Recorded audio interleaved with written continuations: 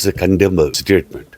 It doesn't suits anywhere. आप national anthem को कैसे कह सकते कि बंदूक के बाद, ये कॉन्स्टिट्यूशन है हमारा। हम लोग जब भी कहीं पर कोई फंक्शन होता है या कुछ भी होता है तो, या कोई ऑफिशियल फंक्शन हो, कोई कहीं पर भी हो, तो हम लोग नेशनल एंथम जो है उसकी इज्जत करते हैं, उसकी कदर करते हैं और खड़े होते हैं सब लोग। और इसके ऊपर ये तर्ज करना, ऐसा नहीं लगता है कि आपको कि महबूबा मुफ्ती जैसे देश की नहीं है, जैसे चाइना से बात कर रही है या पाकिस्तान से बात कर रही हो, और ख़ास करके वो लेडी जो चीफ मिनिस्टर रह चुकी हो देश की, जिसका बाप गृह मंत्री रहा हो, उसको क्या ये बात कहना कहीं पर इजाज़त देती है? कौन सा कानून इजाज़त देता है, कौन सा शोभा देता है कि आप नेशनल एंथम पे तनज़ करोगे कि बंदूक के बलबूते पे खड़ा किया जाता है? ये कौन सी बात कही उन्होंने?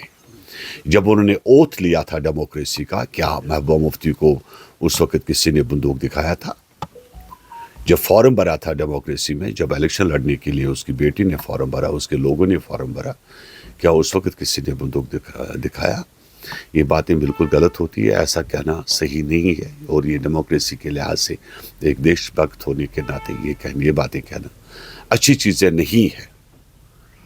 और हमें भी इन चीज़ों से परहेज़, और हम सब लोगों को जहाँ जो कॉन्स्टिट्यूशन के हिसाब से देश की नेशनल एंथम की कदर और इज़्ज़त करना हमारा फ़र्ज़ है। मैं चाहता हूँ आप वाजपेयी के ज़माने में, वाजपेयी की गवर्नमेंट में क्या बीजेपी के साथ नहीं थे? क्या मुझे ये बताइए, क्या आज 15 सालों से बीजेपी को बाहर रखना, नेशनल कॉन्फ्रेंस अपने पार्टी से दूर रखना उनकी मजबूरी है? बिकॉज आप जानते हो कि देश में बीजेपी को नुकसान उठाना पड़ेगा। क्या पिछले 15 सालों से नेशनल कॉन्फ्रेंस बीजेपी के दफ्तरों के चक्कर नहीं करती है कि हमें अपने साथ मिलाकर चलाए?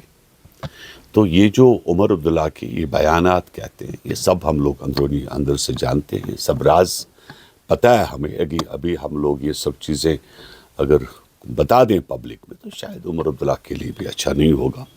कितने लोग उन्होंने बीजेपी के दफ्तर में भेजे कि बीजेपी और नेशनल कॉन्फ्रेंस के जो है कोलिशन करें।